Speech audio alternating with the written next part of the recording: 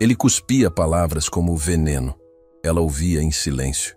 Mas quando aquela garçonete abriu a boca, até o milionário perdeu a voz. O que ela disse naquela noite mudou a vida de todos que estavam ali. As mãos de Antônia Tavares tremiam. Não de medo. Tremiam de cansaço, porque aquele era o terceiro turno seguido que ela cobria no Terraço Belmonte, um dos restaurantes mais caros da cidade. Seus pés doíam tanto que cada passo parecia uma punição. Mas ela não podia parar. Não podia reclamar. Não podia sequer suspirar alto demais, porque no mundo em que trabalhava, garçonetes não tinham o direito de parecer cansadas. E foi exatamente naquela noite, com o salão lotado e a cozinha em ritmo frenético, que tudo aconteceu. Antônia carregava uma bandeja com 3 pratos quando ouviu a voz. Uma voz alta, grossa, carregada de desprezo, que cortou o burburinho do restaurante como uma faca. Todos no salão pararam. Talheres congelaram no ar. Conversas morreram pela metade, e os olhos de cada pessoa presente se voltaram para a mesa do canto, onde um homem de terno estava de pé, com o dedo apontado para o rosto dela. Eu pedi o filé ao ponto. Ao ponto. Você é surda ou simplesmente incompetente? O nome dele era Renato Monteiro. Todo mundo na cidade sabia quem ele era. Dono de uma rede de concessionárias que faturava milhões, frequentador assíduo de colunas sociais e conhecido tanto pela fortuna quanto pelo temperamento impossível. Quando Renato entrava em um restaurante, os garçons trocavam olhares nervosos. Quando sentava à mesa, o ar ficava mais pesado. E quando abria a boca para reclamar, ninguém tinha coragem de responder. Ninguém. Até aquela noite. Antônia parou onde estava, a bandeja ainda equilibrada nas mãos. O salão inteiro a observava, esperando a reação que sempre vinha de quem era humilhado por Renato. Cabeça baixa, um pedido de desculpas murmurado e uma retirada silenciosa. Era assim que funcionava. Era assim que sempre tinha sido. Mas Antônia não abaixou a cabeça. Senhor, ela disse com a voz firme, olhando diretamente nos olhos dele.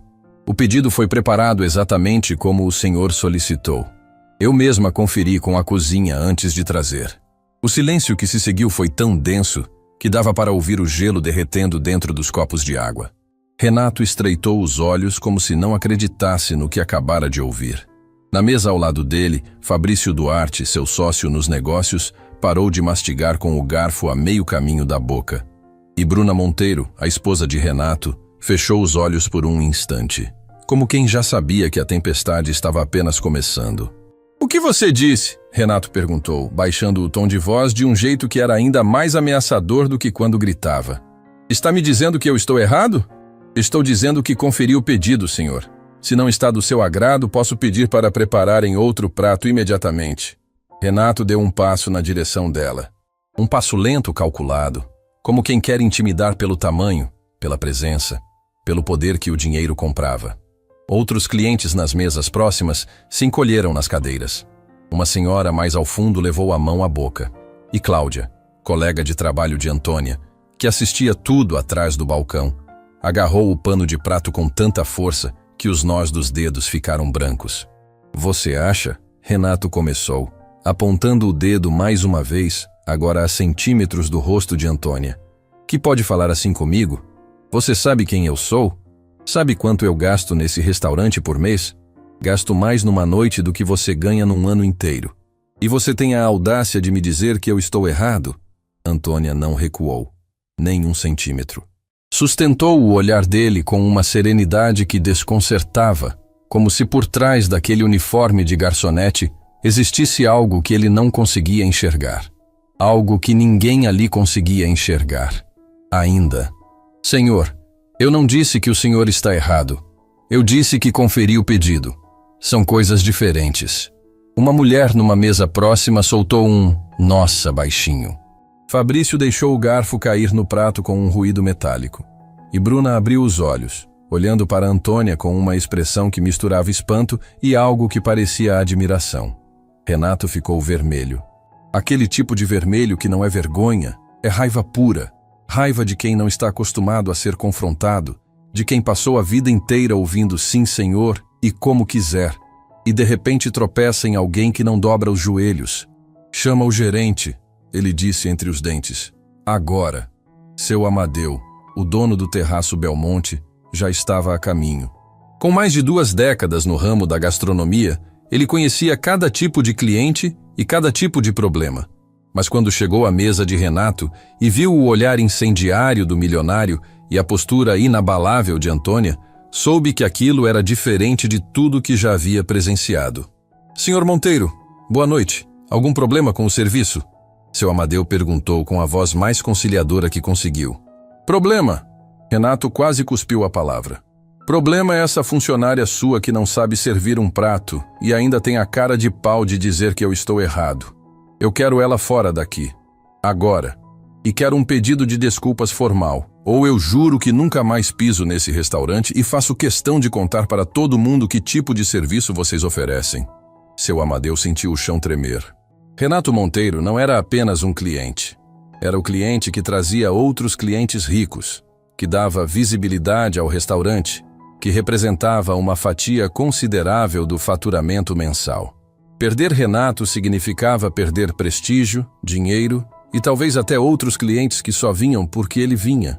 Ele se virou para Antônia com um olhar que pedia, implorava para que ela simplesmente pedisse desculpas, que engolisse o orgulho, abaixasse a cabeça e deixasse a tempestade passar. Antônia, ele disse baixinho, por favor. Ela entendeu o pedido silencioso, entendeu a pressão, o medo, a lógica cruel que mandava os pequenos se curvarem diante dos grandes. E por um instante, por um breve instante, pensou em fazer exatamente isso. Pensou na filha pequena em casa, Valentina, dormindo no colchão que as duas dividiam no quarto apertado. Pensou na mãe, Dona Lucinda, que cuidava da neta enquanto Antônia trabalhava a noite adentro. Pensou no aluguel atrasado, nas contas que se acumulavam, no emprego que era tudo que ela tinha entre sua família e a rua. E foi pensando em tudo isso que ela tomou a decisão que mudou aquela noite para sempre. Eu peço desculpas se o prato não ficou ao gosto do senhor, Antônia disse, olhando para Renato. Mas não vou pedir desculpas por ter feito meu trabalho corretamente. O restaurante inteiro prendeu a respiração. Renato arregalou os olhos. Seu Amadeu fechou os seus. Bruna levou as 2 mãos à boca. Fabrício empurrou a cadeira para trás como se quisesse criar distância física daquilo. E os clientes nas outras mesas começaram a cochichar, alguns com indignação, outros com algo que se parecia muito com respeito. Você acabou de cometer o maior erro da sua vida, Renato disse, apontando para Antônia com o dedo trêmulo de raiva. Sabe o que eu faço com pessoas como você? Eu destruo. Eu ligo para quem eu conheço. E amanhã você não arranja emprego nem para lavar chão em boteco de esquina. Antônia sentiu o peso daquelas palavras como uma bigorna no peito. Não porque acreditava na ameaça, mas porque sabia que ele era perfeitamente capaz de cumpri-la. Homens como Renato Monteiro não faziam ameaças vazias. Eles tinham telefones cheios de contatos, influência que se estendia por toda a cidade, e um prazer sádico em esmagar quem ousasse desafiá-los. Mas então algo aconteceu que ninguém esperava. Com licença. A voz veio da mesa ao lado. Uma mulher que estava jantando sozinha, elegante e discreta, que até aquele momento ninguém havia notado, levantou-se calmamente e caminhou até onde Antônia e Renato estavam. Seu nome era Teresa Vidal, e ela carregava consigo uma presença que fez até Renato dar um passo para trás instintivamente. Eu não pude deixar de ouvir, Teresa disse, com uma voz tão calma que parecia esculpida em mármore.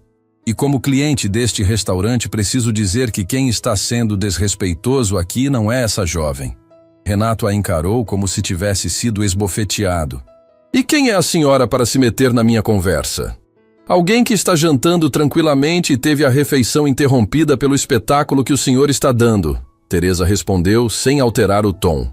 O senhor está gritando com uma trabalhadora que está fazendo o trabalho dela. Se o prato não veio como queria, peça outro. Mas não precisa humilhar ninguém para isso. Uma salva de palmas tímida começou numa mesa ao fundo. Depois outra. E outra. Em segundos, metade do restaurante aplaudia. Não alto, não efusivo, mas o suficiente para que o som enchesse o salão e fizesse Renato perceber que, pela primeira vez na vida, Não era ele quem tinha a plateia do seu lado. Bruna Monteiro olhou para o marido e depois para Antônia. E nos olhos da esposa do milionário havia algo que pouquíssimas pessoas teriam notado naquele momento. Vergonha. Não de Antônia, de Renato. Vamos embora, Renato rosnou para Bruna e Fabrício, jogando o guardanapo sobre a mesa com violência. Esse lugar perdeu a classe. Ele caminhou em direção à saída sem olhar para trás, mas parou ao lado de Antônia e sussurrou algo que só ela ouviu. Isso não acaba aqui. Eu vou destruir você. Antônia não respondeu. Apenas ficou parada, de pé, no meio do salão, com a bandeja ainda nas mãos e o coração batendo tão forte que parecia querer sair do peito. As palmas foram morrendo. Os clientes voltaram aos seus pratos. E o restaurante, aos poucos, retomou seu ritmo normal, como se nada tivesse acontecido. Mas algo tinha acontecido. Cláudia correu até Antônia assim que Renato saiu. Você ficou louca? Aquele homem pode acabar com a sua vida. Ele pode tentar. Antônia respondeu sem emoção na voz. Mas por dentro, estava despedaçando. Seu Amadeu se aproximou com uma expressão de quem não sabia se abraçava ou demitia Antônia. Você sabe o que ele pode fazer com esse restaurante, não sabe? Sei, e sinto muito por isso, seu Amadeu. Mas eu não ia pedir desculpas por algo que não fiz. O velho restauranteur a olhou por um longo momento. Havia algo nos olhos de Antônia que ele não conseguia decifrar. Uma dor antiga, profunda, que não tinha a ver com um prato de filé. Uma força que não combinava com a precariedade que ele sabia que ela vivia. Vá para casa, ele disse por fim. Descansa. Amanhã a gente resolve isso. Antônia assentiu. Tirou o avental, guardou no armário dos funcionários, pegou a bolsa surrada e saiu pela porta dos fundos. A noite estava fria e ela não tinha casaco. Caminhou até o ponto de ônibus com os braços cruzados, tentando segurar o tremor que agora era de nervoso, de adrenalina esvaziando. Enquanto esperava, seu telefone tocou. Era Dona Lucinda. Minha filha, a Valentina está com febre de novo. Está pedindo por você. Antônia fechou os olhos.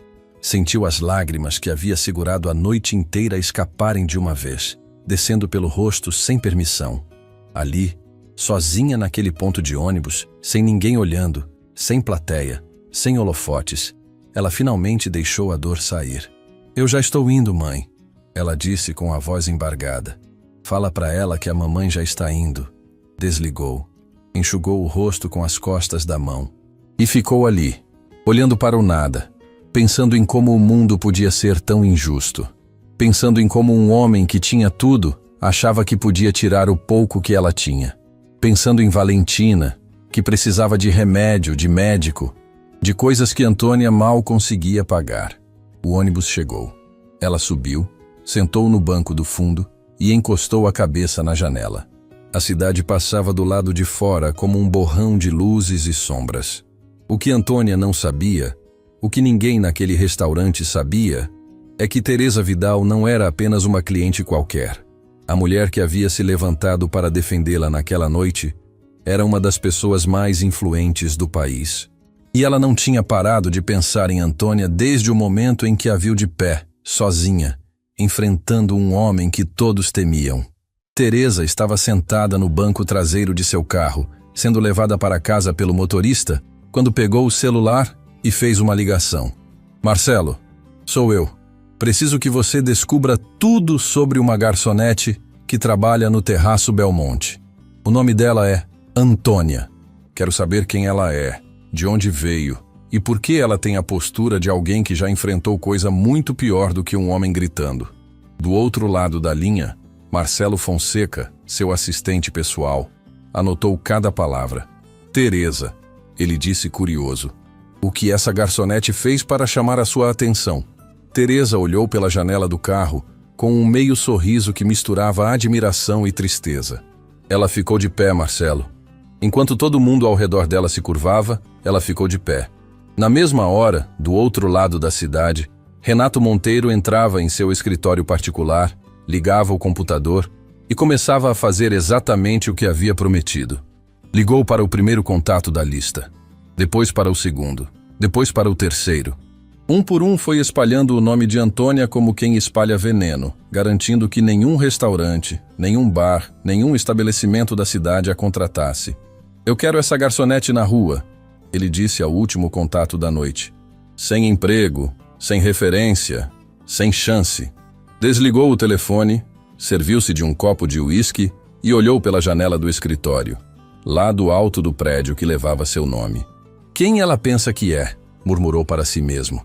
"Amanhã ela vai aprender que ninguém me desafia." Mas Renato Monteiro não sabia de duas coisas naquela noite. Não sabia que Teresa Vidal já havia colocado engrenagens muito maiores que as dele em movimento. E não sabia que Antônia Tavares guardava um segredo. Um segredo que, quando viesse à tona, não apenas destruiria tudo que ele estava tentando fazer contra ela, mas colocaria a própria vida de Renato de cabeça para baixo. Porque aquela garçonete que ele havia jurado destruir não era apenas uma garçonete. E o que ela escondia era capaz de abalar os alicerces de tudo que Renato Monteiro havia construído. Antônia chegou em casa quando a madrugada já tinha engolido o resto da noite.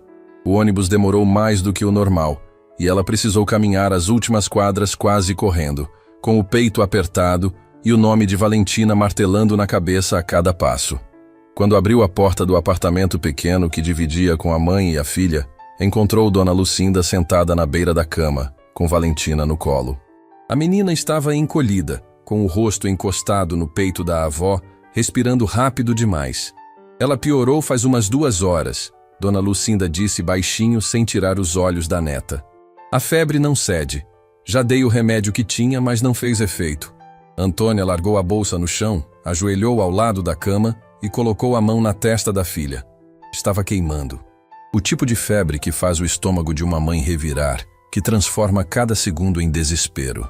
"Mamãe chegou, meu amor", ela sussurrou, acariciando os cabelos de Valentina. "Mamãe está aqui." Valentina abriu os olhos devagar. Estava fraca, mas quando viu Antônia, esticou os bracinhos e se agarrou ao pescoço da mãe com toda a força que o corpinho cansado conseguia reunir.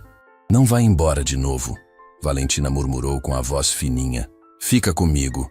Antônia mordeu o lábio com tanta força que sentiu o gosto de ferro. Abraçou a filha, fechou os olhos e jurou para si mesma que não ia chorar na frente dela. Não ia. Não podia. Precisava ser forte porque Valentina precisava de uma mãe forte, não de uma mãe derrotada. "Eu não vou a lugar nenhum", Antônia disse com a voz mais firme que conseguiu fabricar. "Vamos cuidar de você, tá bom? Mamãe vai dar um jeito." Dona Lucinda olhou para a filha e leu nos olhos dela tudo o que Antônia tentava esconder.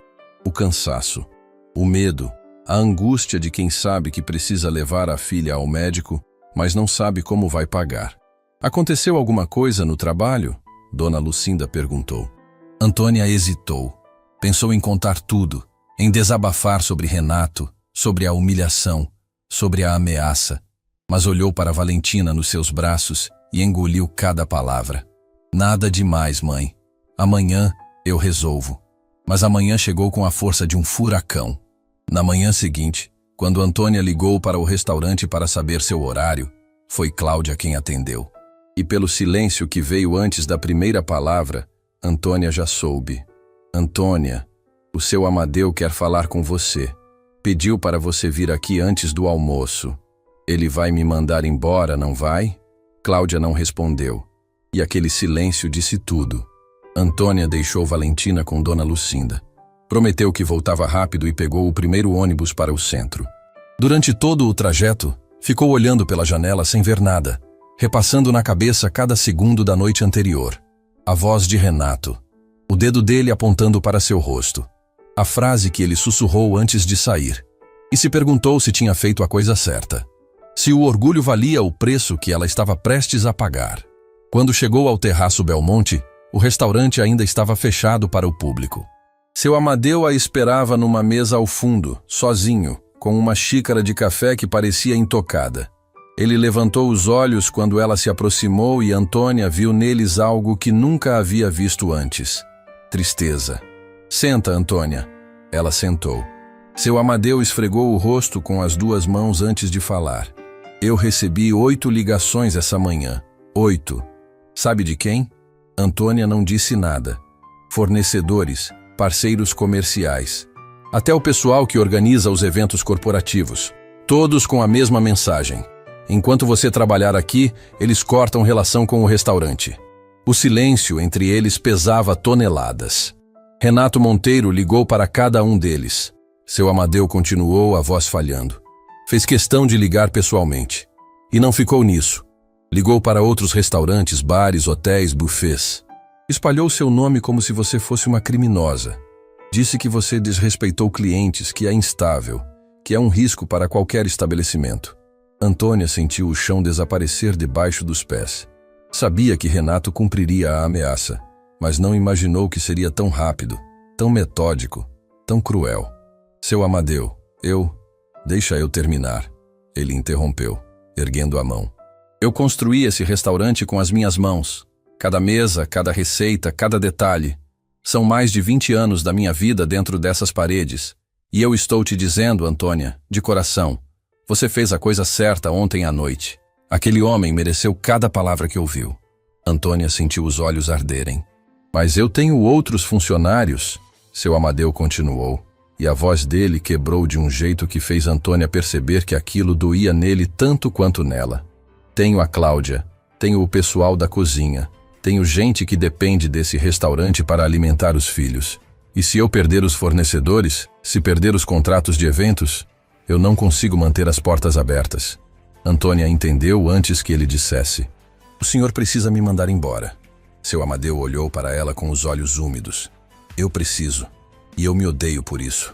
Ele estendeu a mão por cima da mesa e segurou a mão de Antônia. Você é a melhor funcionária que eu já tive. Em 20 anos de restaurante, nunca vi ninguém trabalhar como você. Nunca vi ninguém tratar os clientes como você trata. E nunca em toda a minha vida vi alguém ter a coragem que você teve ontem. Antônia deixou uma lágrima cair. Só uma. Depois respirou fundo, apertou a mão do velho e se levantou. Obrigada, seu Amadeu, por tudo. Ele não conseguiu responder. Apenas acenou com a cabeça, enquanto Antônia caminhava em direção à porta. Quando ela saiu, seu Amadeu ficou ali sentado, olhando para a xícara de café frio, perguntando-se como o mundo tinha chegado a um ponto em que um homem com dinheiro podia destruir a vida de uma mulher decente por puro capricho. Antônia saiu do restaurante e caminhou sem rumo. Não pegou o ônibus. Precisava pensar, e o movimento dos seus pés contra o asfalto era a única coisa que impedia sua mente de desmoronar. Passou por lojas que ainda estavam abrindo, por cafeterias cheias de gente tomando café como se o mundo fosse um lugar justo, por bancas de jornal que exibiam manchetes sobre coisas que não tinham a menor importância comparadas ao que ela estava vivendo. Parou numa praça. Sentou num banco. E ali, no meio da cidade que acordava indiferente à sua dor, Antônia fez o que precisava fazer. Ligou para cada restaurante, bar e hotel que conhecia. A primeira ligação foi para o Sabor Imperial. Não estamos contratando. O gerente desligou antes que ela pudesse sequer dizer seu nome completo. A segunda foi para o Jardim de Cristal. Infelizmente, suas referências não são compatíveis com o nosso padrão. Referências. A palavra soou como um tapa. A terceira. A quarta. A quinta. Cada ligação era uma porta se fechando. Cada não era mais pesado que o anterior. Na sétima ligação, a recepcionista do hotel Estrela Dourada foi mais direta. Olha, eu não deveria dizer isso, mas alguém ligou aqui avisando que a senhora é problemática. Meu gerente falou para não aceitar. Antônia desligou o telefone e ficou olhando para a tela escura por um longo tempo. Renato havia cumprido a promessa. Cada contato, cada porta, cada possibilidade, tudo bloqueado pelo dedo de um homem que considerava pessoas como ela descartáveis. E Valentina continuava com febre em casa. Antônia levantou do banco da praça, enxugou os olhos e fez a única coisa que conseguia pensar. Ligou para Dona Lucinda. Mãe, como ela está? Piorou, filha. A febre subiu mais. Acho que precisamos levar ela no hospital. O coração de Antônia disparou. Hospital significava espera, filas intermináveis. E ainda assim, talvez não ter dinheiro para remédios que o sistema público não cobria. Mas não havia outra opção. Prepara ela, mãe. Eu estou indo buscar vocês.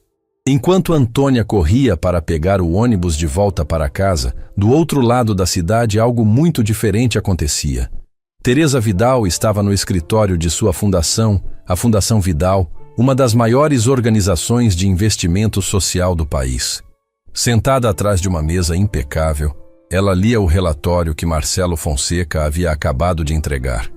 E conforme seus olhos percorriam cada linha, cada informação, sua expressão mudava de curiosidade para espanto, e de espanto para algo que Marcelo nunca havia visto no rosto de sua chefe: comoção. "Marcelo", Teresa disse, abaixando o relatório devagar. "Tem certeza de que essas informações estão corretas?" "Verifiquei 3 vezes, senhora Vidal." "Tudo confirmado." Teresa levantou-se da cadeira e caminhou até a janela. Ficou ali por um longo momento, olhando para a cidade lá embaixo, processando o que havia lido. "Aquela garçonete", ela começou, quase para si mesma, "não é quem ninguém pensa que é." "Não, senhora. Definitivamente não." Teresa se virou para Marcelo. "Ela tem formação em gastronomia por uma das melhores escolas da Europa. Fala 3 idiomas. Trabalhou em restaurantes premiados no exterior antes de voltar ao Brasil. E sabe por que largou tudo?" Marcelo assentiu. "A filha. O diagnóstico veio quando a criança ainda era muito pequena.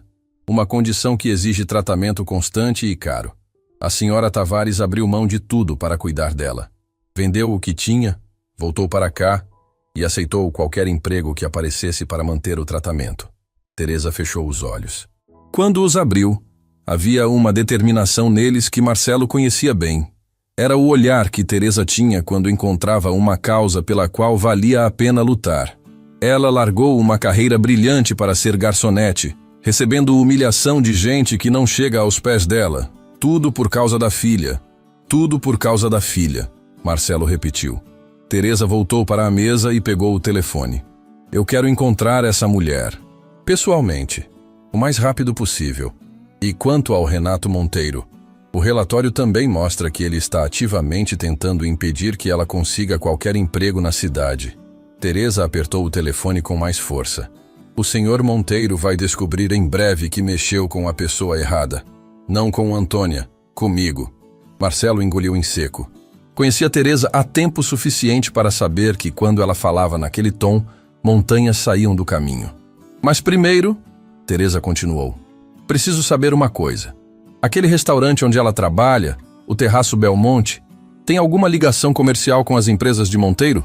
Marcelo abriu a pasta. "Não diretamente. Mas vários fornecedores do restaurante dependem de contratos com a rede de concessionárias do Monteiro. É por isso que ele conseguiu pressionar tão rápido."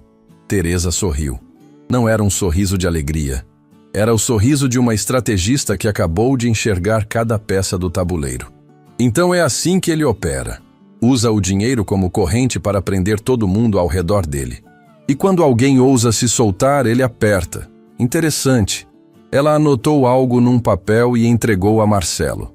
"Quero uma reunião com esses fornecedores, todos eles, pessoalmente. E quero que descubra exatamente quais contratos o Monteiro tem com cada um. Cada centavo." Marcelo pegou o papel e se dirigiu à porta. Antes de sair, virou-se uma última vez. "Teresa, posso perguntar por que esse caso te afetou tanto? Você já viu situações parecidas centenas de vezes."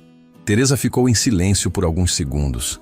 Quando respondeu, sua voz estava mais baixa, mais íntima, como se estivesse abrindo uma porta que raramente abria. "Porque há muitos anos, Marcelo, alguém ficou de pé por mim quando o mundo inteiro queria me ver de joelhos. E isso mudou a minha vida. Agora é minha vez de ficar de pé por alguém." Marcelo saiu sem dizer mais nada. E Teresa ficou ali, sozinha no escritório, segurando o relatório com o nome de Antônia Tavares, sentindo no peito algo que não sentia há muito tempo: a urgência de fazer justiça. O que ela ainda não sabia é que a história de Antônia era muito mais profunda do que aquele relatório mostrava. Porque o segredo que Antônia guardava não era apenas sobre sua carreira perdida ou sua filha doente. Era um segredo que envolvia diretamente Renato Monteiro. E quando essa verdade finalmente viesse à tona, nada, absolutamente nada, seria como antes. Antônia segurava a mão de Valentina na sala de espera do Hospital Municipal São Bento. O lugar estava lotado.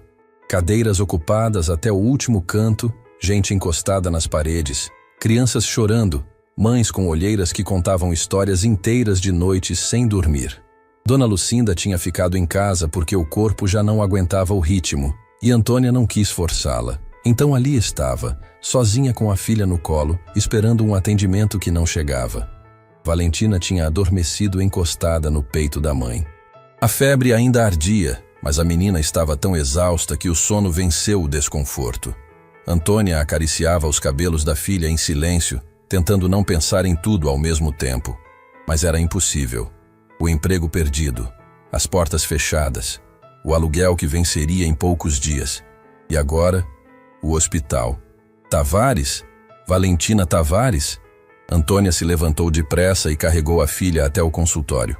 O médico que as recebeu era jovem, com uma expressão cansada, mas atenciosa.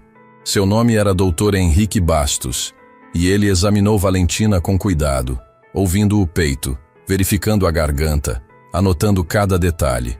A febre é persistente, ele disse, olhando para Antônia com seriedade. Preciso pedir alguns exames para entender o que está causando isso. Pela ficha dela, vejo que já existe um acompanhamento anterior por conta de uma condição crônica. Os exames que ela precisa fazer agora são específicos e, infelizmente, nem todos estão disponíveis pelo sistema público. Alguns vão precisar ser feitos em laboratório particular. Antônia sentiu o estômago afundar. Quanto custa? Dr. Henrique anotou num papel e entregou a ela. Quando Antônia leu o valor, precisou se apoiar na cadeira. Era mais do que ela ganhava em 2 meses de trabalho. Dinheiro que ela não tinha. Dinheiro que não sabia de onde tirar. Doutora, quer dizer doutor, Antônia se corrigiu, a mente embaralhada pelo nervosismo. Não existe nenhuma alternativa? Existe esperar pela fila do sistema público. Mas com a condição da Valentina, o ideal seria não demorar. Eu não quero alarmar a senhora, mas também não posso ser irresponsável e dizer que pode esperar sem consequências. Antônia olhou para Valentina, que dormia no banco do consultório, alheia a tudo. Tão pequena, tão frágil e, ao mesmo tempo, tão forte. Aquela menina nunca reclamava, nunca pedia nada além da presença da mãe. E era exatamente isso que tornava tudo mais doloroso, porque Valentina merecia o mundo, e Antônia mal conseguia oferecer o básico. Eu vou dar um jeito, Antônia disse, mais para si mesma do que para o médico. Eu sempre dou um jeito. Saiu do hospital com Valentina nos braços e o papel com o valor dos exames dobrado no bolso como uma sentença. Caminhou até o ponto de ônibus e ficou ali, olhando para o horizonte, tentando montar um plano com peças que não encaixavam. Foi quando o telefone tocou. Um número desconhecido. Antônia quase não atendeu. Estava cansada de más notícias, mas algo a fez deslizar o dedo na tela. Antônia Tavares? Sou eu. Meu nome é Marcelo Fonseca.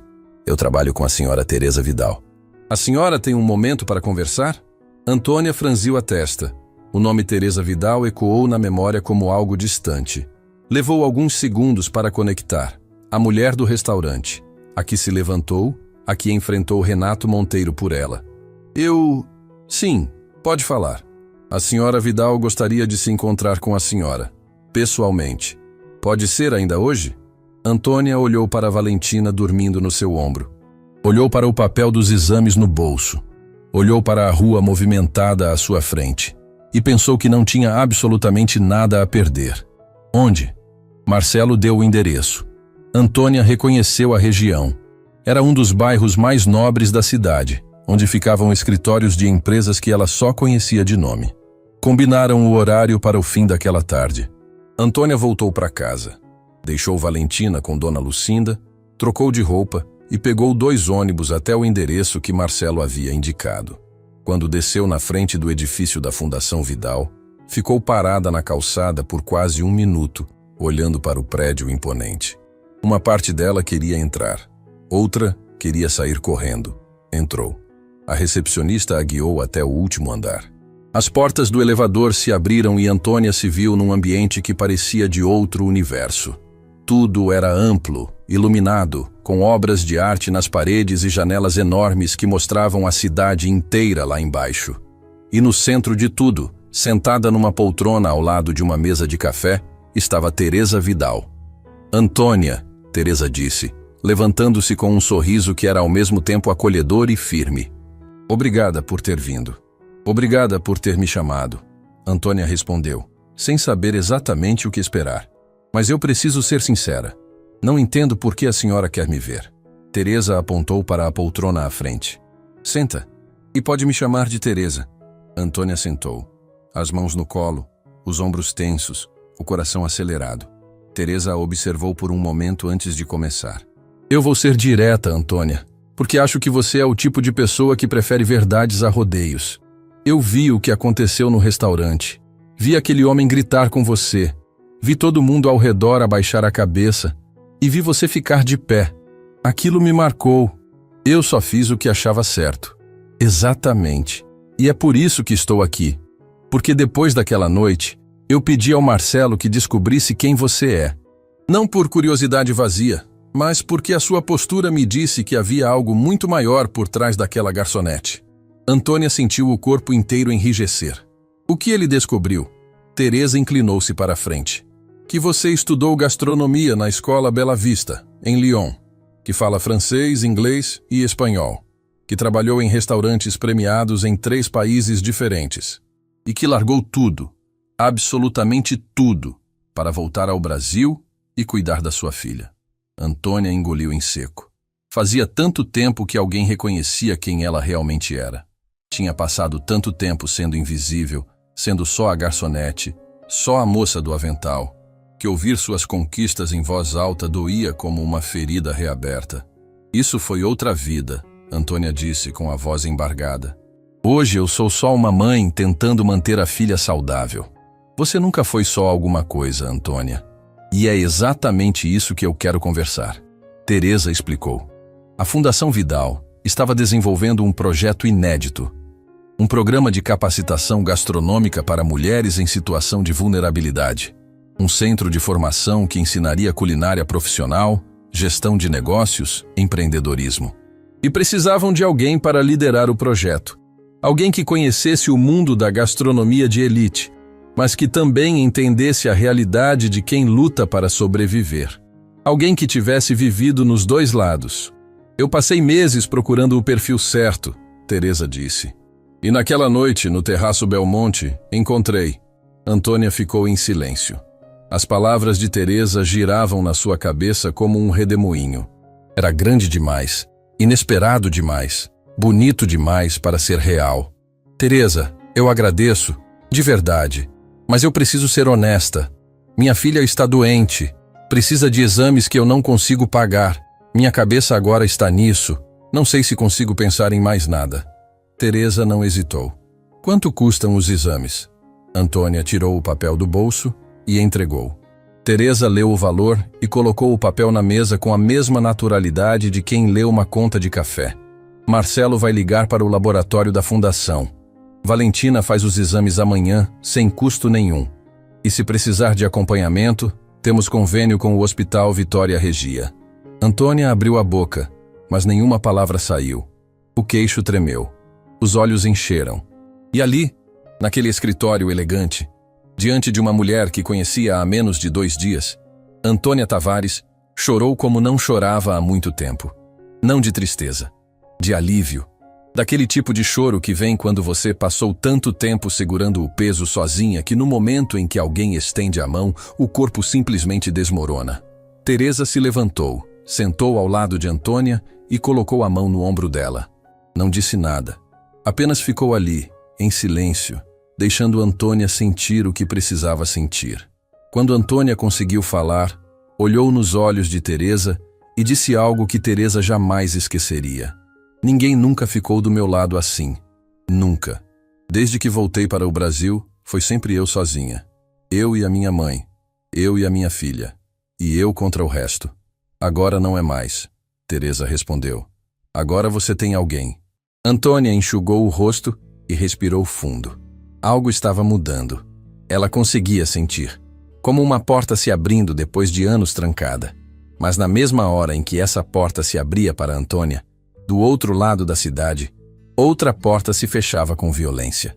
Bruna Monteiro estava trancada no banheiro da mansão dos Monteiro, sentada no chão frio, com o telefone nas mãos e lágrimas escorrendo em silêncio. Tinha acabado de ouvir Renato se gabar no escritório, pelo viva voz, de como tinha destruído a vida de uma garçonete que ousou enfrentá-lo. "Ninguém me enfrenta e sai ileso", ele disse ao telefone rindo. "Essa mulher vai aprender o que acontece quando se mete com gente grande." Bruna apertou o telefone contra o peito. Pensou na garçonete do restaurante, na postura firme dela, na dignidade daquela mulher diante de um homem que Bruna conhecia melhor do que ninguém. Um homem que com o mundo era poderoso, mas que dentro de casa era algo que ninguém imaginava. Ela abriu os contatos do celular e procurou um nome que não discava há muito tempo. Seus dedos tremiam. Sabia que se fizesse aquela ligação, não teria volta. Sabia que estava prestes a cruzar uma linha que mudaria tudo. Mas Bruna também sabia de um segredo. O mesmo segredo que Antônia guardava. E sabia que, mais cedo ou mais tarde, esse segredo explodiria. Respirou fundo. Apertou o botão de ligar. E do outro lado da linha, uma voz atendeu. "Delegacia Central, boa noite." A ligação de Bruna Monteiro para a Delegacia Central durou menos de 1 minuto. Ela pediu para registrar uma denúncia e a atendente explicou que seria necessário comparecer pessoalmente para formalizar o procedimento. Bruna agradeceu, desligou e ficou sentada no chão do banheiro por um tempo que pareceu uma eternidade. Sabia que o que estava prestes a fazer mudaria tudo. Não apenas a vida de Renato, a dela, a de Antônia, a de pessoas que nem imaginavam estar envolvidas naquela teia. Mas a cena do restaurante não saía da sua cabeça. A garçonete de pé, firme, enfrentando o marido dela com uma dignidade que Bruna não conseguia ter dentro da própria casa. Aquela imagem tinha acendido algo que estava adormecido dentro dela há anos. A coragem de parar de fingir. Na manhã seguinte, enquanto Renato saía para mais um dia de negócios como se nada no mundo pudesse tocá-lo, Bruna fez algo que nunca havia feito. Entrou no escritório particular dele. A porta estava trancada, como sempre, mas Bruna sabia onde ele guardava a chave reserva. Conhecia cada canto daquela mansão melhor do que Renato imaginava, porque mulheres que vivem com medo aprendem a observar tudo em silêncio. Abriu a gaveta do fundo, aquela que Renato mantinha trancada com cadeado. Usou a chave menor que havia encontrado anos atrás no bolso de um paletó que ele mandou para a lavanderia. Dentro da gaveta, encontrou o que procurava. Uma pasta grossa, com documentos que ela já tinha visto uma vez, de relance, antes de Renato aparecer e trancar tudo de novo. Naquela época, Bruna não entendeu o que estava lendo. Agora, depois de anos convivendo com as mentiras do marido, entendia perfeitamente. Eram contratos, registros bancários, e no meio de tudo, um nome que fez seu coração disparar. Tavares. Não era o nome de Antônia. Era o nome do marido dela, Rafael Tavares. Bruna sentou na cadeira do escritório com as mãos tremendo. A história que aqueles papéis contavam era a história que Renato havia enterrado com dinheiro, advogados e influência. Uma história que começou anos antes, quando Rafael Tavares era um jovem chefe de cozinha promissor que havia acabado de abrir seu próprio restaurante com um empréstimo bancário. O restaurante se chamava Alma Viva e ficava num ponto disputado do centro da cidade. O problema é que aquele ponto também era disputado por outra pessoa, Renato Monteiro. Renato queria aquele terreno para abrir uma nova concessionária. Ofereceu dinheiro a Rafael. Rafael recusou. Ofereceu mais. Rafael recusou de novo. O restaurante era o sonho dele, o projeto de uma vida inteira, e nenhuma quantia seria suficiente para fazê-lo desistir. Então Renato fez o que sempre fazia quando alguém dizia não. Destruiu. Os documentos na pasta mostravam tudo. Renato usou seus contatos no sistema financeiro para pressionar o banco que havia concedido o empréstimo a Rafael. O empréstimo foi reclassificado. As taxas de juros subiram de forma inexplicável. Cobranças antecipadas começaram a chegar. E em questão de meses, Rafael Tavares, que nunca havia atrasado uma parcela sequer, se viu afogado em uma dívida que crescia como uma doença. O restaurante fechou. Rafael perdeu tudo. A dívida consumiu as economias da família. E o peso daquela destruição foi tão grande, tão sufocante, que Rafael adoeceu. Não de uma doença que se vê por fora, de uma que corrói por dentro. A angústia, a humilhação, a sensação de ter perdido a razão de viver, tudo aquilo, a dor foi crescendo com o tempo. Meses depois, Rafael faleceu, e Geisa ficou sozinha para seguir em frente. Meses depois, Rafael não resistiu ao peso. Partiu sem aviso, deixando Antônia sozinha com Valentina, que na época ainda era muito pequena, e com uma montanha de dívidas que não eram culpa de ninguém, a não ser de um homem que decidiu que o sonho de outra pessoa era um obstáculo no caminho dele. Bruna leu cada documento com lágrimas caindo sobre os papéis. Ali estava a prova de que o homem com quem ela dividia a cama havia destruído uma família inteira por um terreno. E o mais cruel de tudo, Renato sabia. Sabia o que tinha acontecido com Rafael. Sabia que tinha uma viúva e uma criança. E nunca sentiu um pingo de remorso. Ela fotografou cada página com o celular, cada contrato, cada registro, cada assinatura. Depois guardou tudo exatamente como estava. Trancou a gaveta, devolveu a chave ao lugar e saiu do escritório com o coração pesado e a decisão tomada. Não ia mais à delegacia. Ia direto a alguém que pudesse usar aquelas provas da forma certa. Ia procurar Teresa Vidal. Enquanto Bruna atravessava a cidade carregando no celular as provas que podiam destruir Renato Monteiro, Antônia vivia a manhã mais esperançosa que tivera em muito tempo. Marcelo Fonseca havia cumprido a palavra de Teresa. Na manhã seguinte à reunião, um carro da Fundação Vidal buscou Antônia e Valentina em casa e as levou ao laboratório conveniado. Dona Lucinda ficou na porta do apartamento vendo o carro partir, sem entender direito o que estava acontecendo, mas com as mãos juntas em oração silenciosa. No laboratório, Valentina foi atendida com um carinho que Antônia não via há muito tempo. Enfermeiras que sorriam, médicos que explicavam cada procedimento, uma sala de espera com brinquedos e livros coloridos. Valentina, que normalmente ficava tensa em hospitais, relaxou pela primeira vez. "Mãe, aqui é bonito", Valentina disse, apontando para um aquário na parede da recepção. "Tem peixe azul?" Antônia sorriu. Um sorriso que nasceu tão fundo que quase a assustou, porque fazia tempo que seus lábios não se curvavam assim, espontaneamente, sem esforço. "Tem sim, meu amor. E tem peixe amarelo também, olha ali." Enquanto Valentina fazia os exames, Antônia recebeu uma mensagem de Teresa. "Quando terminar no laboratório, venha até a fundação. Tenho uma surpresa para você." Antônia foi, e a surpresa a deixou sem ar. Teresa a levou até o andar térreo do prédio da fundação, onde ficava um espaço enorme que antes era usado como depósito. As paredes estavam sendo pintadas, bancadas de aço inox estavam sendo instaladas. Fogões industriais, fornos, pias, tudo novinho, tudo reluzente. "Essa vai ser a cozinha-escola do projeto", Teresa disse, observando a reação de Antônia. "E se você aceitar, esse vai ser o seu lugar." Antônia caminhou pelo espaço em silêncio. Tocou as bancadas, olhou para os equipamentos. Sentiu o cheiro de tinta fresca que lembrava começo, recomeço, outra chance. E por um instante fugaz, lembrou-se do Alma Viva. Do sonho que Rafael tinha construído. Da cozinha onde ele criava pratos com a mesma paixão com que abraçava a vida. Rafael ia adorar ver isso. Antônia deixou escapar, quase num sussurro. Teresa ouviu. Não perguntou quem era Rafael. Já sabia. O relatório de Marcelo contava tudo sobre o marido que Antônia havia perdido. Mas Teresa preferiu esperar que Antônia contasse na hora certa, do jeito dela. "Quem é Rafael?" Foi o que Teresa não disse. O que ela disse foi: "Esse espaço é para pessoas que tiveram sonhos arrancados delas. E você vai ser a pessoa que devolve esses sonhos."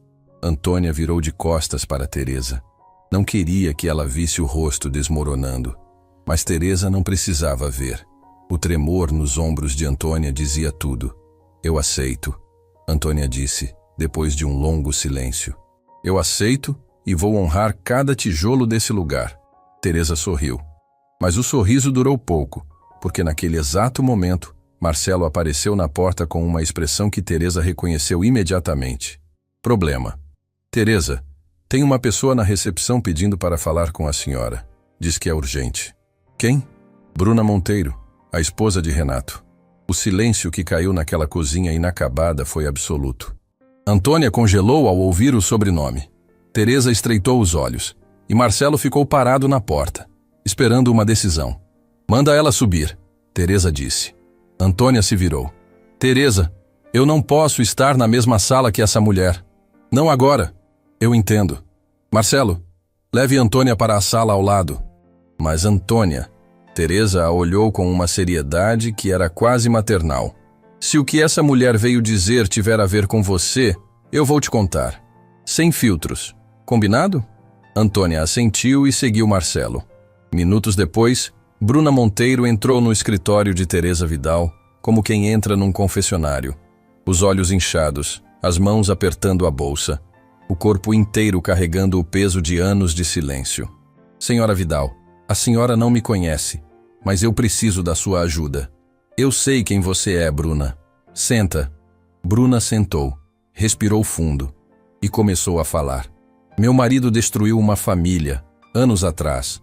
Um homem chamado Rafael Tavares, que tinha um restaurante. Renato queria o terreno e não aceitou ouvir não.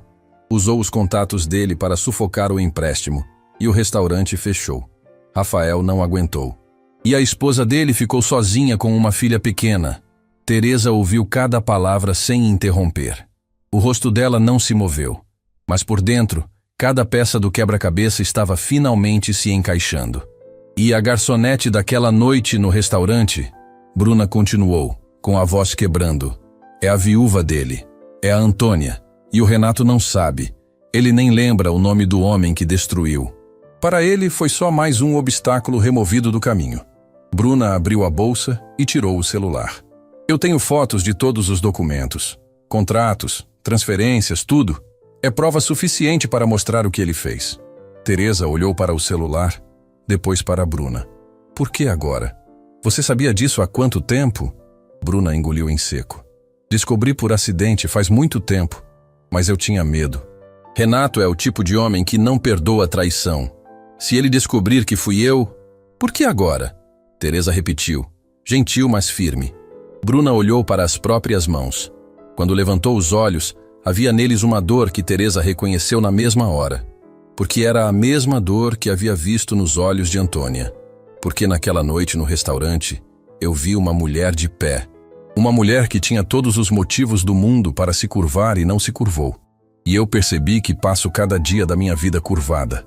Curvada de medo. Curvada de vergonha. E eu não aguento mais. Teresa se levantou. Caminhou até a janela. Olhou para a cidade.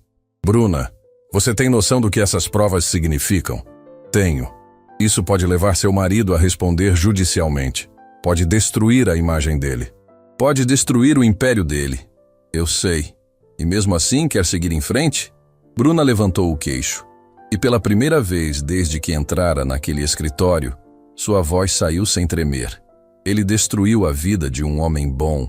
Transformou uma mulher com futuro brilhante numa garçonete que trabalha 3 turnos para pagar remédio da filha. E ainda gritou na cara dela como se ela não fosse ninguém. Eu sou muita coisa, senhora Vidal. Mas cúmplice disso eu não sou mais. Teresa virou-se para Bruna com o olhar de quem acabou de encontrar a última peça de um tabuleiro. Marcelo, ela chamou. Liga para a doutora Silvana Rocha. Diz que eu preciso da melhor advogada do país. Hoje. Na sala ao lado, encostada na parede com os olhos fechados, Antônia não conseguia ouvir a conversa. Mas sentia. No fundo do peito, sentia que algo enorme estava prestes a acontecer. Algo que tinha a ver com o passado que ela havia tentado enterrar. Com Rafael. Com o sonho que lhes foi roubado. E com o homem que havia gritado na cara dela, sem saber que estava gritando para a viúva do homem cuja vida ele destruiu. Teresa esperou até o dia seguinte para contar a Antônia, não por estratégia, por humanidade. Sabia que aquela mulher já carregava peso demais para receber a verdade inteira de uma vez, no mesmo dia em que havia finalmente encontrado uma razão para sorrir. Mas a verdade não podia esperar muito mais. Não com as engrenagens que já estavam em movimento. Chamou Antônia ao escritório no fim da manhã. Marcelo havia preparado café, água e deixado a sala em silêncio. Teresa dispensou todos os funcionários do andar. Queria que aquele momento fosse só das duas. Quando Antônia entrou, percebeu imediatamente que algo era diferente. Teresa não estava sorrindo. Não havia surpresa no olhar dela. Havia cuidado. Aquele tipo de cuidado que antecede uma dor inevitável. Senta, Antônia. Preciso te contar uma coisa, e não existe jeito fácil de fazer isso. Antônia sentou devagar, o peito já apertando antes mesmo de ouvir a primeira palavra. Porque no fundo, no lugar mais escondido da intuição, ela já sentia que aquela conversa tinha a ver com o único assunto que ainda era capaz de despedaçá-la. É sobre o Rafael, não é? Teresa sustentou o olhar. É. Antônia cruzou os braços sobre o peito como quem se abraça antes de cair. O que você descobriu? Teresa contou tudo. Cada detalhe. O terreno disputado, as ofertas recusadas, a manipulação do empréstimo, as taxas que subiram sem explicação, as cobranças antecipadas que estrangularam o restaurante até a morte. E o nome por trás de tudo isso: Renato Monteiro. Conforme Teresa falava, o rosto de Antônia passava por transformações que nenhuma palavra seria capaz de descrever. Primeiro veio a incredulidade, aquele estado de suspensão em que o cérebro se recusa a processar o que os ouvidos captam. Depois veio o choque, gelado, paralisante, como se o sangue tivesse esquecido de circular. E então veio a raiva, uma raiva silenciosa, profunda, que não gritava nem explodia, mas que ardia por dentro com a intensidade de um incêndio subterrâneo. O homem que gritou na minha cara, Antônia disse, com uma voz tão baixa que Teresa precisou inclinar-se para ouvir. É o mesmo homem que tirou o Rafael de mim. Sim, o homem que me humilhou na frente de todos, que me chamou de incompetente, que me ameaçou, que destruiu cada porta de emprego que eu tinha. É o homem que destruiu o sonho do meu marido e levou embora a única pessoa que eu amei na vida. Sim, Antônia. O silêncio que se seguiu foi o mais longo que Teresa já viveu. Antônia não chorou, não gritou. Ficou ali, imóvel, com os olhos fixos num ponto invisível da parede, como se estivesse reconstruindo mentalmente cada momento dos últimos anos. Cada turno extra, cada humilhação engolida, cada noite acordada ao lado de Valentina, cada real contado para comprar remédio, cada lágrima derramada sozinha no ponto de ônibus. E agora, finalmente, cada uma dessas dores tinha um responsável, um rosto, um nome.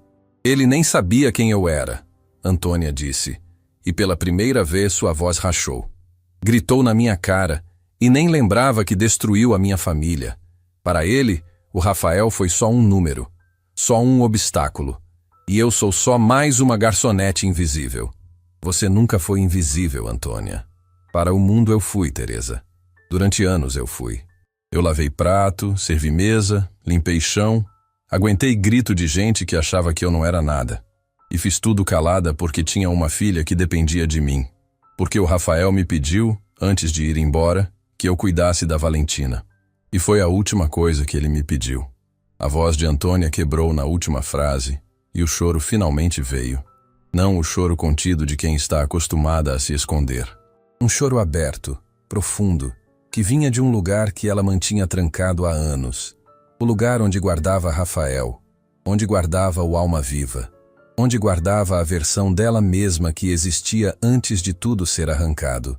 Teresa se levantou, contornou a mesa e sentou ao lado de Antônia.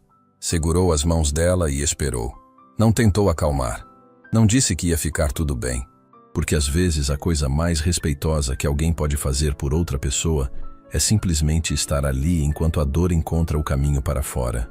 Minutos se passaram. Antônia respirou fundo, enxugou o rosto e olhou para Teresa com olhos que já não eram os mesmos de antes. Havia algo novo ali. Não era ódio, era clareza. A clareza brutal de quem finalmente enxerga o mapa inteiro depois de anos caminhando no escuro. O que a gente faz agora? Antônia perguntou. Isso depende de você. Eu tenho as provas.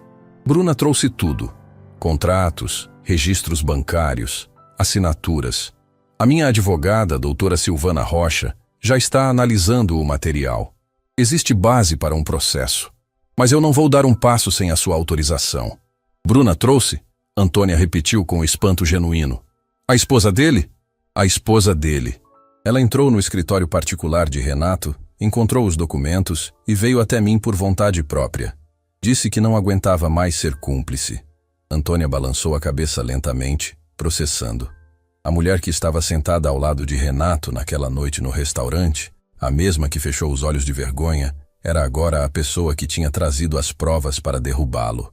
Eu quero justiça, Antônia disse firme. Não por vingança, pelo Rafael, pela Valentina e por todas as outras pessoas que esse homem esmagou, achando que nunca ia ter consequência. Teresa assentiu. Então vamos fazer justiça. Naquela mesma tarde, doutora Silvana Rocha chegou à Fundação Vidal. Era uma mulher de presença imponente, voz precisa e reputação que a precedia em cada tribunal do país. Tinha construído a carreira defendendo causas que outros advogados consideravam impossíveis e ganhando a maioria delas. Quando Teresa a chamava, era porque a batalha era séria. Silvana espalhou os documentos fotografados por Bruna sobre a mesa da sala de reuniões. Antônia, Teresa e Marcelo observavam em silêncio enquanto ela analisava cada folha com olhos cirúrgicos. O que temos aqui? Silvana começou apontando para um dos contratos. É um padrão claro de coerção financeira. Renato Monteiro usou influência pessoal junto a diretores do banco para alterar condições de um empréstimo que estava sendo pago regularmente. Isso não é apenas antiético. É crime.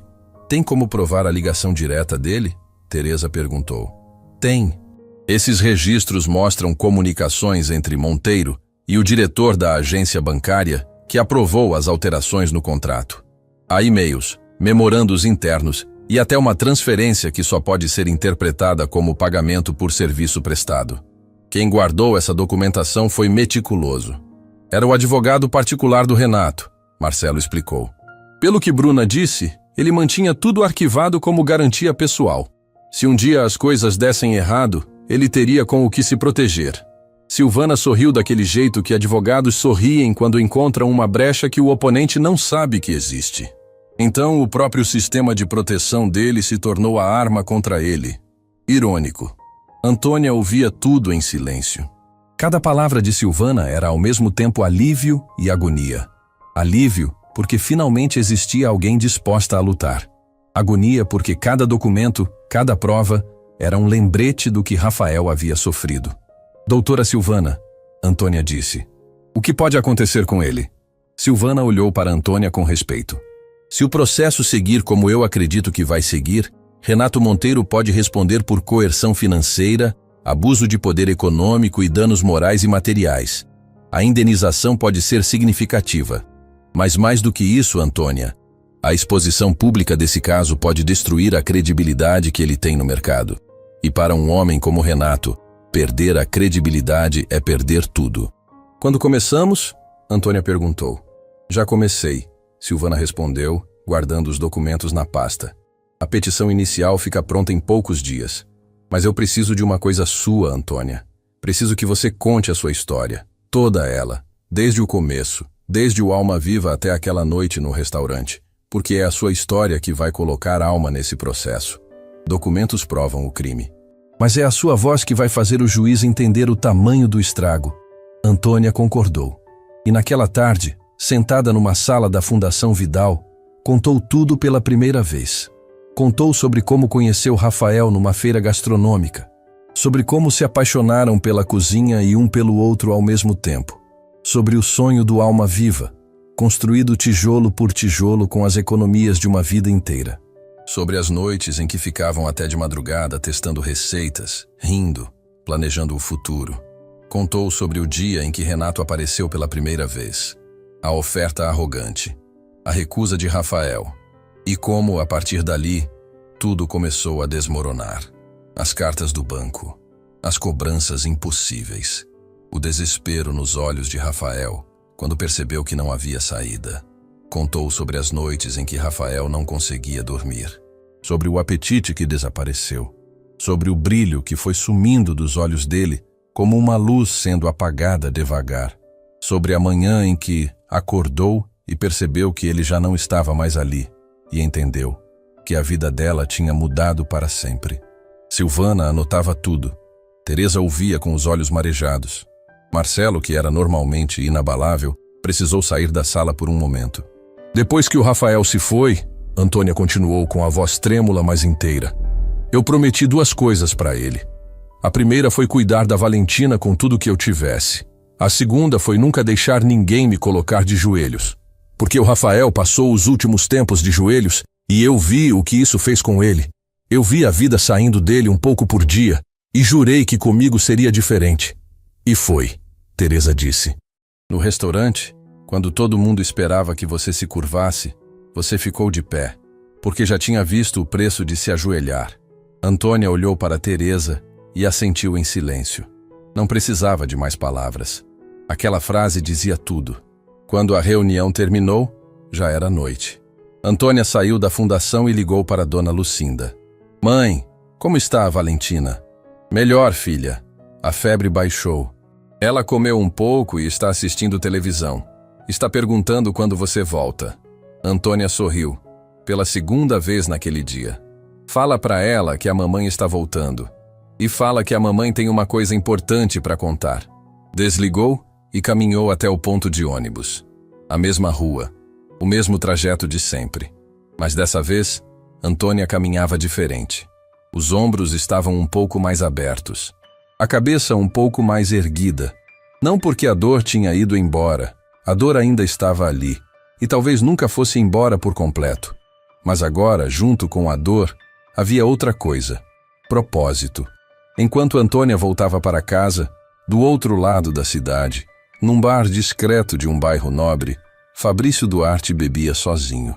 O sócio de Renato Monteiro estava sentado no canto mais escuro do estabelecimento, com o celular na mão e uma expressão de quem carrega um fardo que não aguenta mais. Na tela do celular, uma mensagem de um número desconhecido. Uma mensagem que ele havia lido 7 vezes e que fazia suas mãos suarem cada vez mais.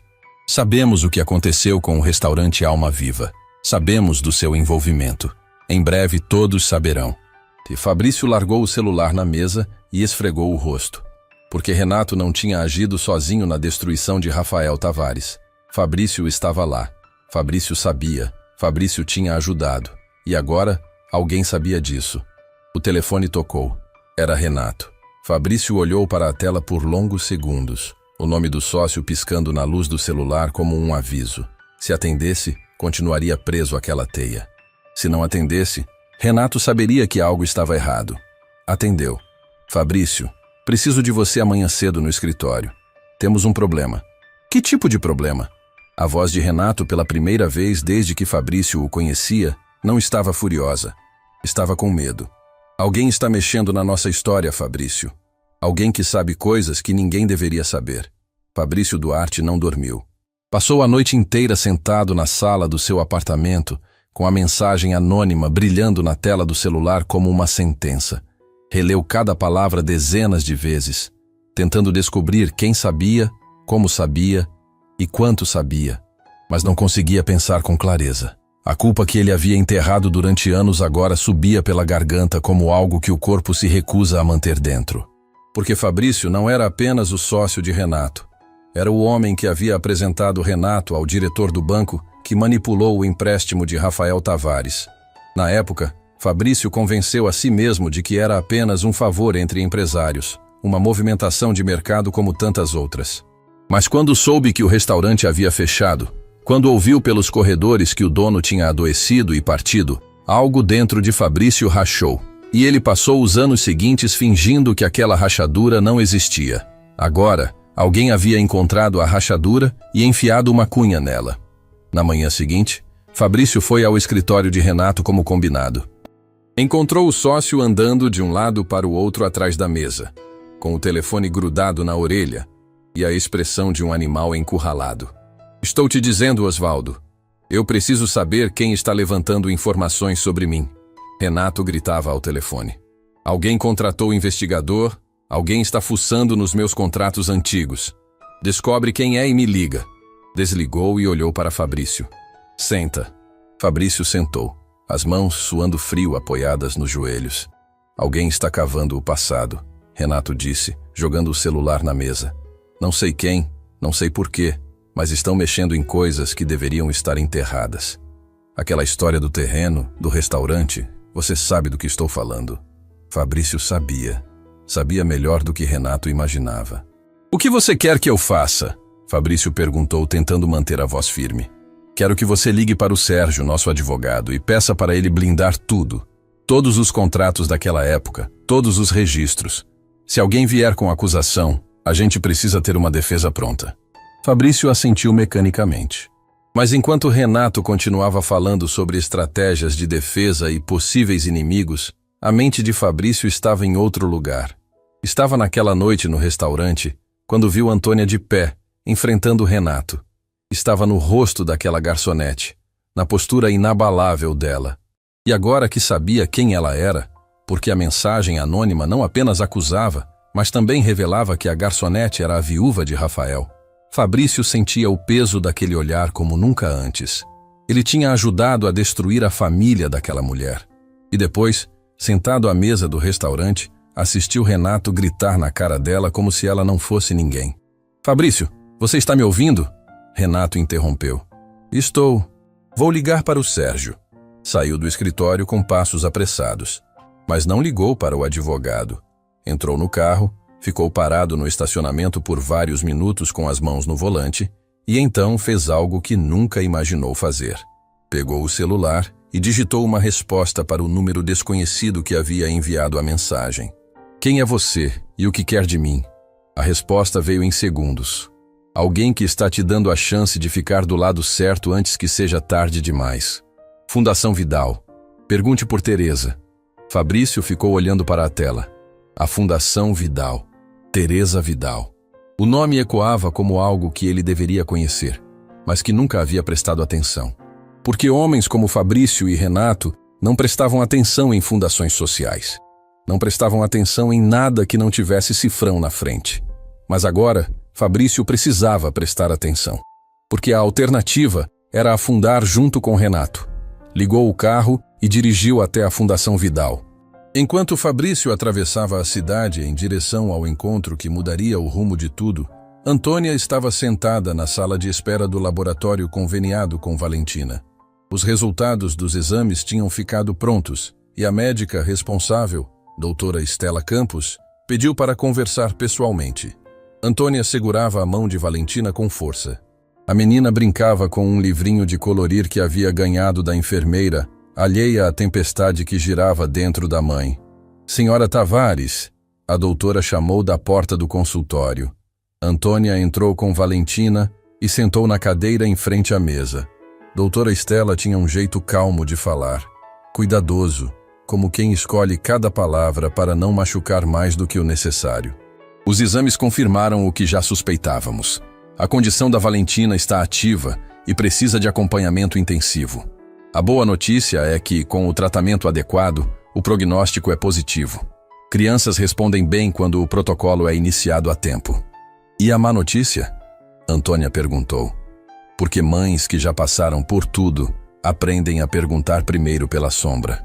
O tratamento é contínuo. São consultas regulares, exames periódicos e medicação específica.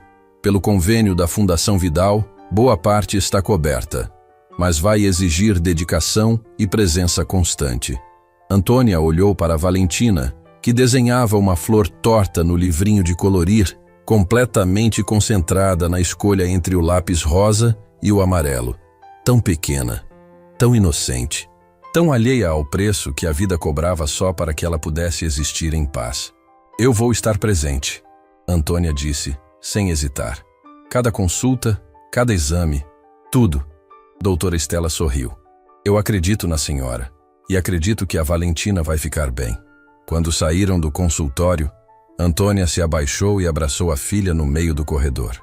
Valentina, sem entender o motivo do abraço tão apertado, apenas retribuiu com os bracinhos e disse: Mãe, eu desenhei uma flor para você. Tem as cores do arco-íris, mas faltou o azul porque o lápis quebrou. Antônia riu e chorou ao mesmo tempo. É a flor mais bonita que eu já vi, meu amor. Naquela mesma tarde, na Fundação Vidal, 3 situações convergiram ao mesmo tempo de um jeito que nem Teresa poderia ter planejado. Primeiro, Fabrício Duarte chegou à recepção e pediu para falar com Teresa Vidal. Marcelo, surpreso ao reconhecer o nome do sócio de Renato, consultou Teresa antes de liberá-lo. "Manda ele subir", Teresa disse, com a mesma calma cirúrgica de sempre. "Mas avisa a Silvana para estar presente." Segundo, Antônia chegou à fundação para uma reunião sobre o projeto da cozinha-escola e foi encaminhada para a sala de planejamento no andar de baixo, sem saber quem estava no andar de cima. E terceiro, doutora Silvana Rocha chegou com a petição inicial do processo contra Renato Monteiro pronta para revisão. Teresa olhou para Marcelo e disse: "Às vezes o destino tem um senso de timing que nenhum estrategista consegue replicar." Fabrício entrou no escritório de Teresa com a aparência de quem não dormia há dias. Silvana estava sentada numa poltrona ao canto, com a pasta do processo no colo, observando cada movimento dele. "Senhor Duarte", Teresa começou, sem oferecer café, sem sorrisos, sem cortesias. "O senhor sabe por que está aqui?" "Sei. Alguém me mandou uma mensagem dizendo que sabe o que aconteceu com o restaurante Alma Viva e dizendo para procurar a senhora. E o senhor veio. O que isso me diz sobre o senhor?" Fabrício engoliu em seco.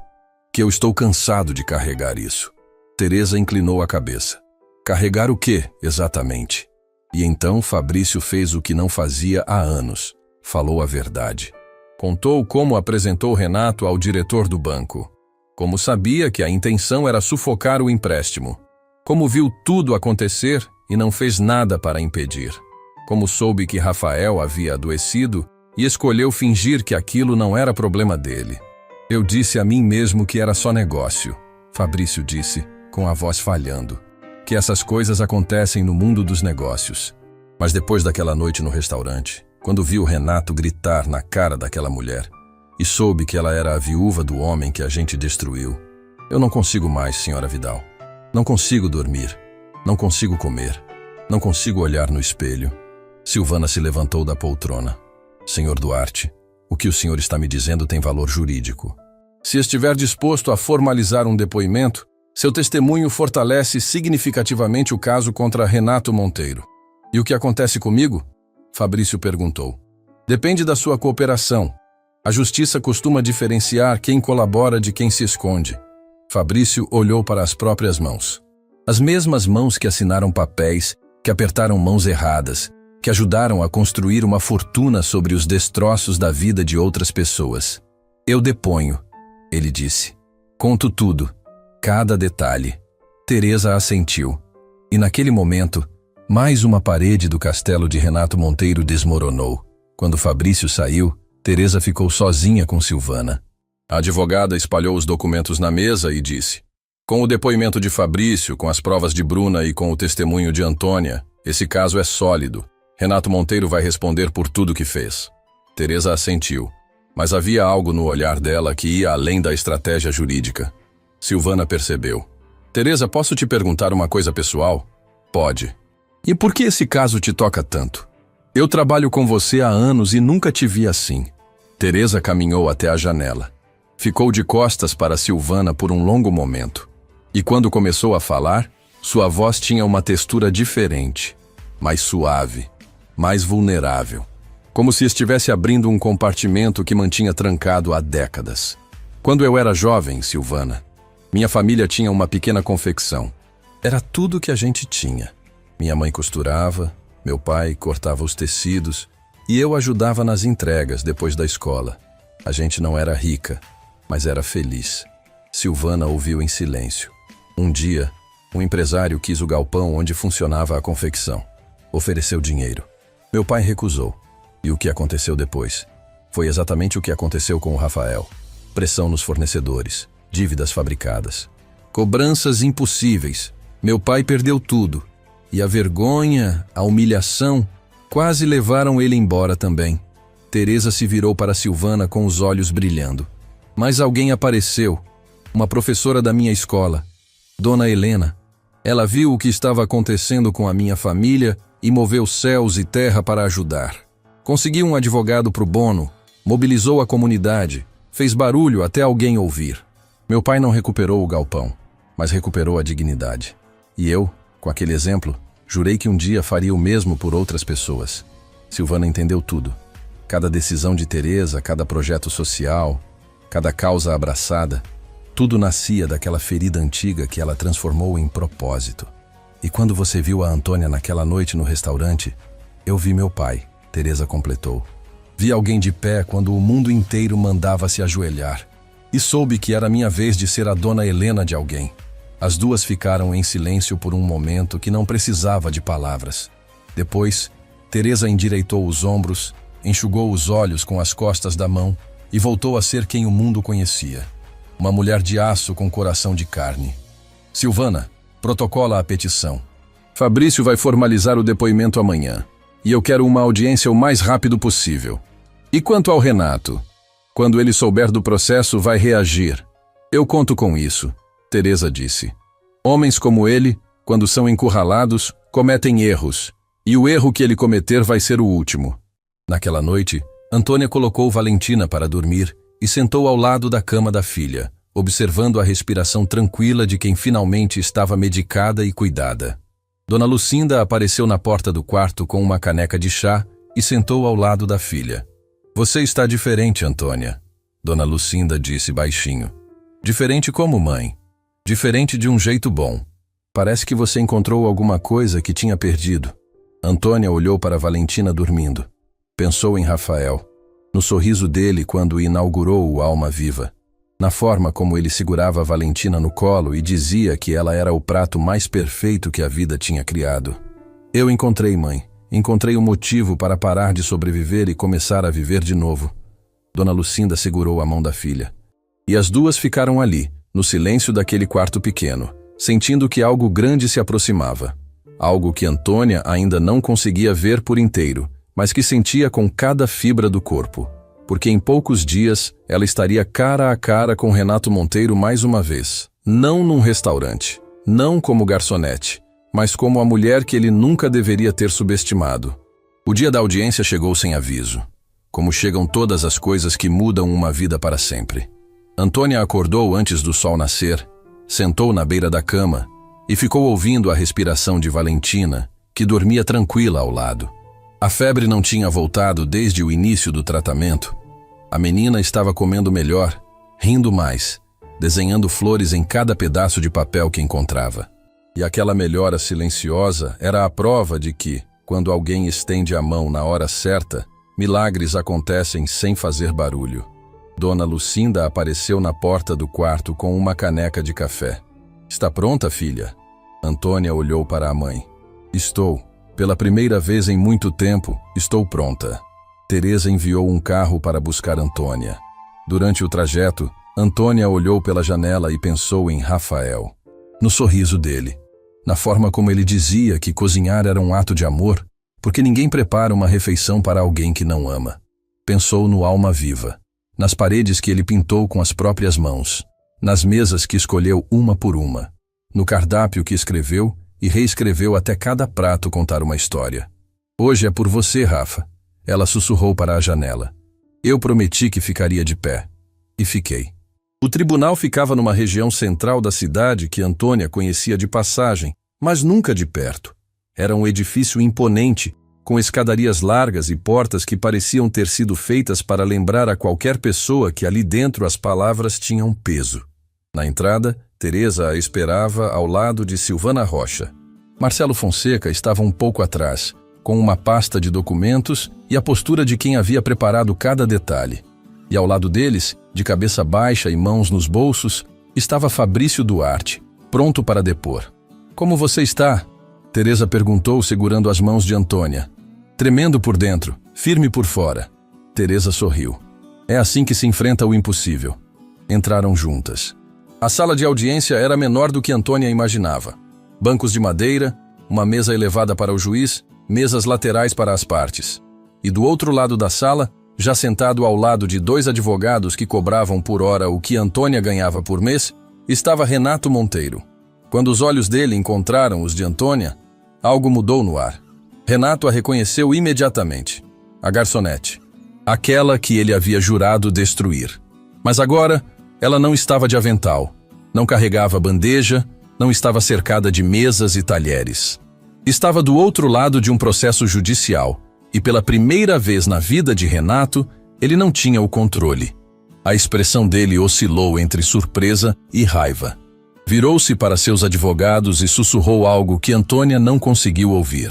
Mas Silvana conseguiu ler nos lábios dele o suficiente para saber que Renato ainda não havia entendido a gravidade do que enfrentava. A audiência começou. Silvana apresentou os fatos com a precisão de uma cirurgiã. Cada documento, cada registro, cada movimentação financeira que provava a manipulação do empréstimo de Rafael Tavares. A sala ouvia em silêncio absoluto enquanto ela traçava a linha que conectava a ambição de Renato à destruição do Alma Viva. E a destruição do Alma Viva à devastação de uma família inteira. Então chamou Fabrício Duarte ao depoimento. Fabrício se levantou. Caminhou até a frente da sala, evitando o olhar de Renato, que o perfurava com uma fúria silenciosa. Sentou, ajeitou o microfone e, com a voz trêmula, mas decidida, contou tudo. A apresentação ao diretor do banco, as reuniões nos bastidores, a decisão consciente de participar de um esquema que eles sabiam que destruiria um pequeno empresário. Eu sabia o que estávamos fazendo, Fabrício disse olhando para o juiz. Sabia que aquele homem ia perder tudo, e mesmo assim continuei, porque era conveniente, porque era lucrativo, e porque eu disse a mim mesmo que não era da minha conta. Mas era, sempre foi. Renato se levantou da cadeira. Isso é mentira. Esse homem está inventando tudo para se salvar. O juiz pediu silêncio. Os advogados de Renato o puxaram de volta para a cadeira, mas o estrago estava feito. A máscara do empresário controlado havia caído. E o que restava era o rosto de um homem que sabia que o chão estava cedendo. Depois de Fabrício, foi a vez de Antônia. Ela caminhou até a frente da sala com as pernas tremendo, mas a coluna ereta. Sentou, olhou para o juiz e começou a contar a mesma história que havia contado na Fundação Vidal. Mas dessa vez era diferente. Dessa vez, Renato estava ouvindo. Falou do Alma Viva, de como Rafael sonhou com aquele restaurante desde jovem, de como cada centavo economizado foi investido naquele projeto, de como os primeiros clientes chegaram e Rafael saiu da cozinha para cumprimentar cada um pessoalmente, porque para ele cada refeição servida era um presente. Falou do dia em que as cartas do banco começaram a chegar, do desespero nos olhos de Rafael, das noites sem dormir, da luz que foi se apagando dentro dele até não sobrar mais nada. Meu marido não perdeu um restaurante, Antônia disse com a voz firme apesar das lágrimas. Perdeu a razão de existir, e eu perdi o homem que amava. Minha filha perdeu o pai que nunca vai conhecer direito. E tudo isso porque um homem decidiu que o sonho de outra pessoa era um obstáculo no caminho dele. Ela olhou para Renato, diretamente, sem ódio, sem rancor, com algo que era infinitamente pior para ele do que qualquer raiva. Verdade. O senhor gritou na minha cara naquela noite no restaurante. Me chamou de incompetente. Disse que ia me destruir. E o mais triste de tudo é que o senhor já tinha me destruído anos antes. Só não lembrava. Porque para o senhor, a minha família nunca foi nada além de um detalhe descartável. A sala inteira ficou em silêncio. O juiz, os advogados, os funcionários do tribunal. Ninguém se movia. Ninguém respirava alto. Porque as palavras de Antônia tinham o peso de algo que vai muito além de um processo. Tinham o peso da verdade nua, sem filtro, sem defesa possível. Renato não disse nada.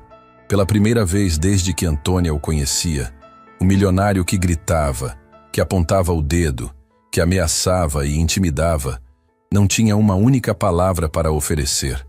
Apenas abaixou os olhos e ficou olhando para as próprias mãos, como se estivesse vendo nelas algo que nunca havia notado antes. A decisão do juiz veio semanas depois. Renato Monteiro foi condenado por coerção financeira e abuso de poder econômico. A indenização foi significativa, o suficiente para garantir o tratamento completo de Valentina e reconstruir o que havia sido tirado. Mas mais do que o dinheiro, foi a exposição pública que cobrou o preço mais alto. Os jornais publicaram. As redes sociais amplificaram. E o império de Renato Monteiro, construído sobre a ruína silenciosa de pessoas que ele considerava pequenas, começou a desmoronar pelo peso da própria verdade. Fabrício colaborou integralmente com a justiça. Seu testemunho foi fundamental para o resultado do processo. Não saiu ileso, respondeu pela sua participação, mas a cooperação foi considerada na sentença. Depois de tudo, afastou-se dos negócios e nunca mais foi visto nos mesmos círculos que frequentava. Bruna Monteiro pediu a separação antes mesmo da sentença sair. Mudou-se para outra cidade, recomeçou a vida com o pouco que levou consigo e, numa tarde qualquer, semanas depois, enviou uma carta para Antônia. Não era longa. Dizia apenas: eu deveria ter agido antes. Espero que um dia você consiga me perdoar por ter demorado tanto. Você me ensinou que ficar de pé é uma escolha. Eu finalmente escolhi. Antônia leu a carta 3 vezes e respondeu com uma única frase: a coragem não tem prazo, Bruna. O que importa é que você se levantou. A cozinha-escola da Fundação Vidal ficou pronta num dia ensolarado que parecia ter sido encomendado. Teresa organizou a inauguração com a simplicidade que Antônia havia pedido. Nada de discursos longos ou cerimônias grandiosas. Apenas as mulheres que seriam as primeiras alunas, a equipe da fundação e as pessoas que fizeram aquele momento possível. Seu Amadeu foi convidado e aceitou no mesmo instante. Trouxe Cláudia consigo, que ao ver Antônia coordenando aquele espaço enorme, com bancadas reluzentes e fornos que perfumavam o ambiente com o cheiro de pão fresco, abraçou a antiga colega e chorou sem conseguir parar. Eu sempre soube que você era grande demais para aquele restaurante, Cláudia disse entre soluços. Seu Amadeu apertou a mão de Antônia com os olhos marejados. O terraço Belmonte nunca mais foi o mesmo sem você. Mas olhar para isso aqui, valeu a pena cada lágrima. Dona Lucinda estava sentada num canto, com Valentina no colo, assistindo tudo com o sorriso sereno de quem viveu o suficiente para saber que a vida, quando resolve recompensar, faz com generosidade. Teresa foi a última a falar.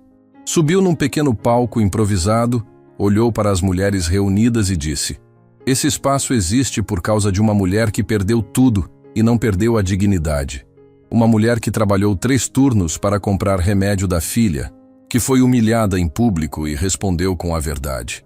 Que ficou de pé quando o mundo inteiro mandava se ajoelhar. Esse espaço é para todas vocês, mas nasceu por causa dela. Antônia não subiu no palco, não fez discurso, apenas ficou de pé no meio daquela cozinha, rodeada de pessoas que acreditaram nela, e sentiu algo que não sentia desde os tempos do Alma Viva: pertencimento. Mas o momento que ficou gravado na memória de todos veio depois, quando os convidados já estavam se dispersando. Valentina soltou a mão da avó, correu até a mãe e puxou a barra da roupa de Antônia. Mãe, o que é esse lugar? Antônia se abaixou, ficou na altura da filha e segurou o rosto dela com as 2 mãos. Esse lugar, meu amor, é onde a mamãe vai ensinar outras pessoas a cozinhar. Igual o papai fazia. Valentina arregalou os olhos. Igual o papai? Igual o papai. A menina olhou ao redor, para as bancadas, para os fornos, para as pessoas que sorriam. E disse com a simplicidade devastadora que só as crianças possuem: então o papai ia ficar feliz, né, mãe? Antônia puxou a filha para um abraço tão apertado que o mundo ao redor desapareceu. E assim, meu amor, o papai ia ficar muito feliz. E ali, naquela cozinha que cheirava a começo, abraçada à razão de tudo, Antônia Tavares finalmente entendeu algo que havia levado anos para aprender: que a vida não tira sem devolver, que os sonhos arrancados podem nascer de novo em outras formas, que a dignidade não se compra com dinheiro e não se destrói com poder, e que ficar de pé, mesmo quando tudo ao redor desmorona, não é apenas um ato de coragem, é o que nos torna humanos.